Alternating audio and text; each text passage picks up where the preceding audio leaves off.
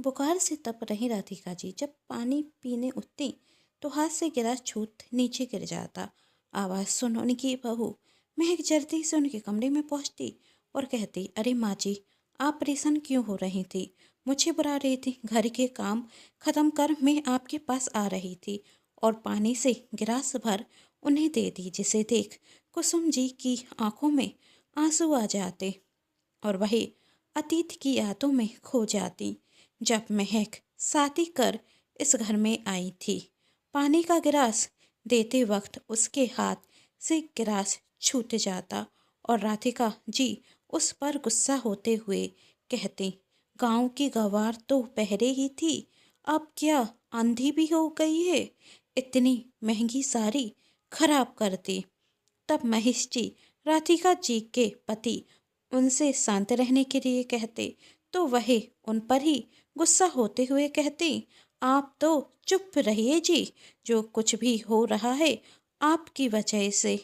आपने ही तो मेरे छोटे बेटे गौरव से इसकी शादी कराई है। मेरे इतने पढ़े लिखे बेटे की शादी गांव की इस अनपढ़ गवार से कराती। कुछ काम करने की तो है नहीं, बस नुकसान करा रो। सोचा था वरी बहू की तरह पढ़ी लिखी लड़की को ही छोटी बहू बनाकर लाऊंगी, पर आपने तो मेरे सारे सपनों पर पानी फेर दिया। मुंह बनाते हुए राधिका जी कहती, एक मेरी बड़ी बहू है जो पूरे 50,000 रुपये महीने का माती है। जब भी कभी परिचित से मिलवाती हूँ तो सीना गर्भ से फूट जाता है।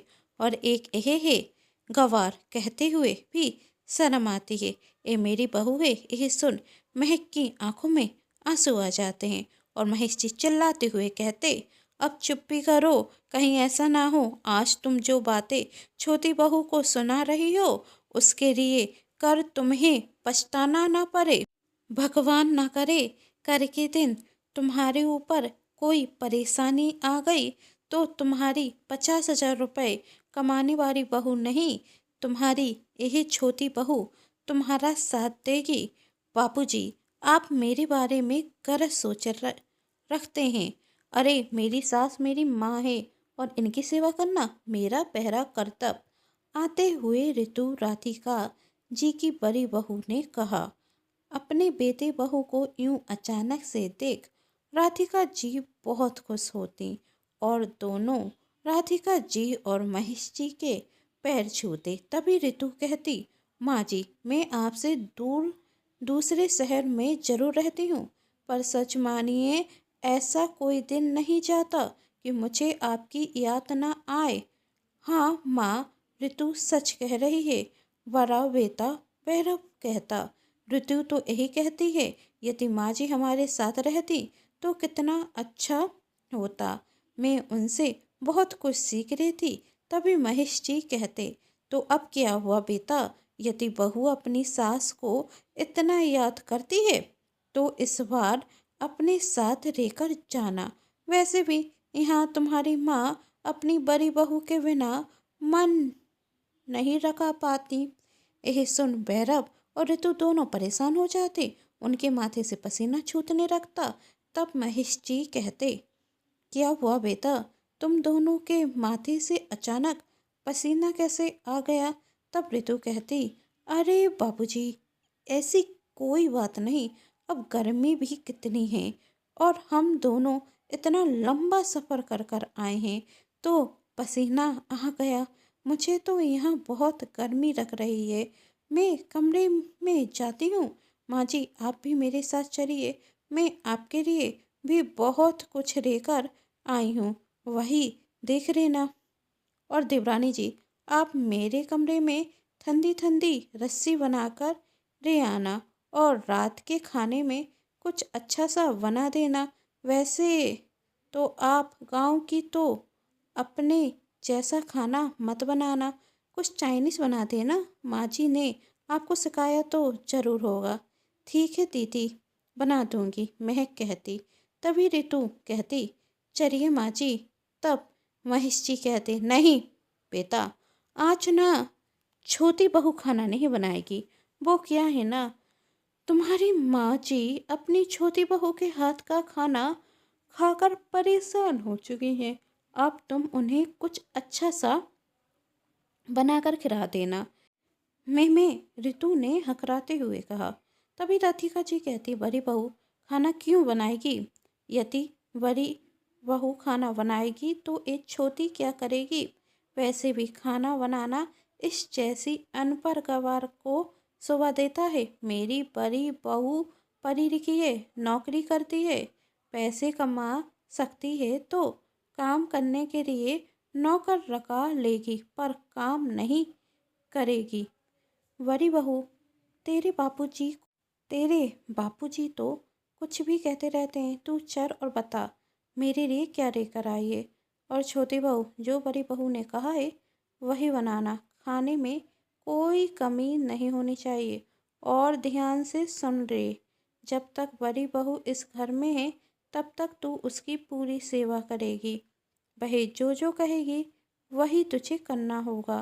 कहते हुए ऋतु अपनी सास के साथ कमरे में चली जाती और पीछे से भैरव भी चला जाता और महेश जी महक से कहते, सच में अभागन है तेरी सास, जो हीरे को छोड़ कोयले के पीछे भाग रही है।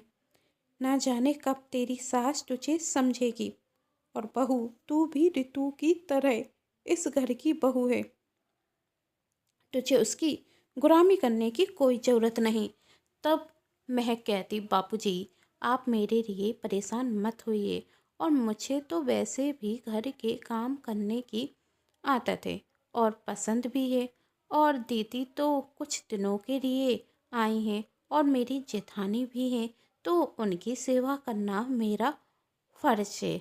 धन है तेरे माँ बाप जिसने तुझे इतने अच्छे संस्कार दिए। सिर पर हाथ रखते हुए महेश जी कहते और वहाँ से चले जाते। और वहाँ ऋतु अपनी सास को वही गिफ्ट दिखाती जो वही लेकर आई थी, जिसे देख उसकी सास बहुत खुश थी। और वहाँ दूसरी तरफ महक खुशी से सबके लिए सबके पसंद का खाना बनाती। और शाम के वक्त जब सब खाना खाने बैठते तो ऋतु कहती, महक क्या बनाया है तुमने? यदि तुम्हें चाइनीज खाना बनाना नहीं आता था तो पहले बता देती। इससे अच्छा तो मैं उतर कर कर मंगा लेती। पूरा मूड खराब करके रख दिया। प्रेत खिसकाती और वहाँ से चली जाती। तब राधिका जी कहती, ए भगवान, कैसी बहू दी है तूने मुझे। अनपढ़ गवार तो है ही और सही से खाना बनाना भी नहीं आता।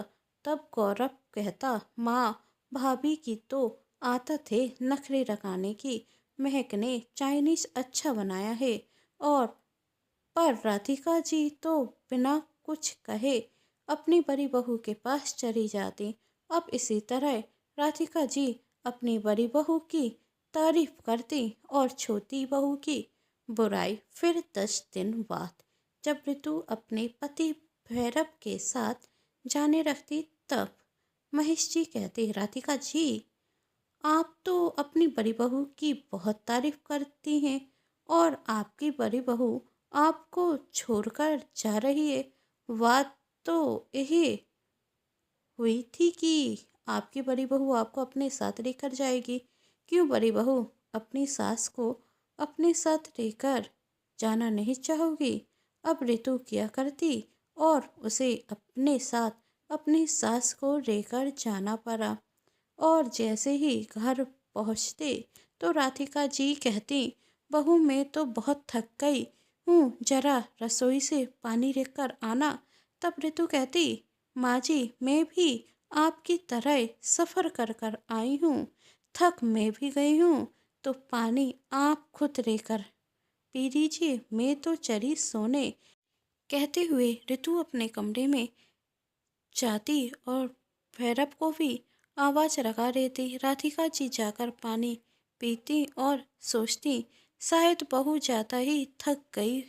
थोड़ी देर बाद कुछ देर बाद ऋतु के कमरे से चिल्लाने की आवाज़ आती। वह भैरव से कह रही थी, एक तो तुम्हारी माँ आकर मेरे सिर पर बैठ गई और ऊपर से मेत का फ़ोन आया था कि 2 दिन की छुट्टी ले रही है। घर पर इतना सारा काम है, वही कौन करेगा। कहते हुए ऋतु बाहर निकलती, तभी राधिका जी उसकी तरफ बड़ी गौर से देखती। तब ऋतु राधिका जी से कहती, इस तरह क्या देख रही हैं? मैं आज के ज़माने की पढ़ी लिखी लड़की हूँ, आपकी उस गंवार बहू की तरह नहीं हूँ जो हर बात में जी माँ जी कहती रहूँ। और हाँ, यह पकड़िए झाड़ू और घर की साफ सफाई करना शुरू कर दीजिए। वो क्या है ना माँ जी, इस उम्र में काम करती रहेंगी तो आगे जाकर परेशान नहीं होना पड़ेगा। ये सुन राधिका जी की आंखों में आंसू आ जाते। उन्हें अपने पति के द्वारा कही हुई बातें याद आती। तब ऋतु कहती, ये आंसू बहाना बंद कर दीजिए और काम करना शुरू। यहाँ रहेंगी तो काम करना पड़ेगा।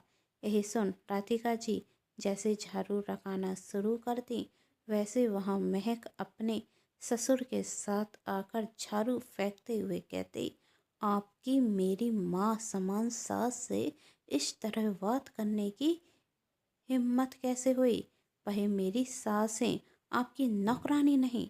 अरे क्या फ़ायदा आपके इतना पढ़ा लिखा होने का, जब आप अपने से बड़े का सम्मान न कर सकें।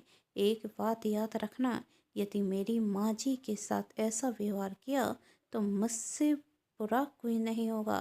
तभी ऋतु कहती, सच में तुम गंवार हो। अरे इस औरत ने कभी तेरा सम्मान नहीं किया और तू इसके लिए मुझसे लड़ने आ गई। ऐसी औरत के साथ ऐसा ही होना चाहिए। तब महक कहती, बस अब आप मेरी माँ जी के बारे में कुछ नहीं कहेंगे। इतना ही प्यार आ रहा है अपनी माँ जी पर तो इन्हें यहाँ से लेकर जाओ, ऋतु ने कहा। तब महक कहती, जा रही हूँ, वैसे भी इस घर में रुकने का मुझे भी कोई शौक नहीं। चलिए माँ जी। तब राधिका जी अपनी छोटी बहू को गले से लगा देती। यह सब देख महेश जी बहुत खुश होते और वही राधिका जी से कहते, तुम बड़ी बहू के साथ यहाँ क्या आई? छोटी बहू को तुम्हारी चिंता होने रखी और वही तुम्हें देखने यहाँ चली आई।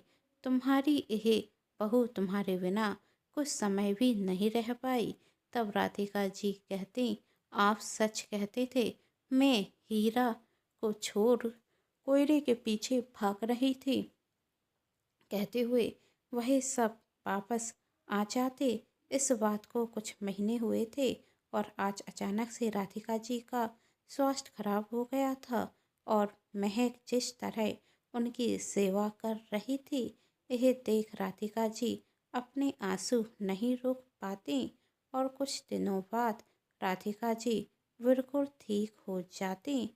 और जब राधिका जी अपनी बहू के साथ बैठकर चाय पी रही थी, तभी फिर से ऋतु माची करते हुए घर आती। तब राधिका जी अपनी छोटी बहू से कहती, बहू कह तो अपनी जेठानी से इस घर में रुकना है तो सारे काम इसे ही करने होंगे और मेरी बहू सिर्फ तू है और कोई नहीं और मुझ पर और इस घर पर सिर्फ तेरा अधिकार है, बाहर वालों का नहीं। यही सुन ऋतु उड़ते पैर वापस लौट जाती। आप सभी को ये कहानी कैसी लगी नीचे कमेंट बॉक्स में ज़रूर बताइएगा। कहानी पसंद आई है तो चैनल को सब्सक्राइब कर जो पास में बेल आइकन का बटन है उसे प्रेस जरूर कर दीजिएगा, क्योंकि उसी से मिलती आप सभी को मेरी आने वाली हर कहानी की नोटिफिकेशन। कहानी पसंद आने पर चैनल को सब्सक्राइब, वीडियो को लाइक एंड शेयर जरूर कीजिएगा। Thanks for watching.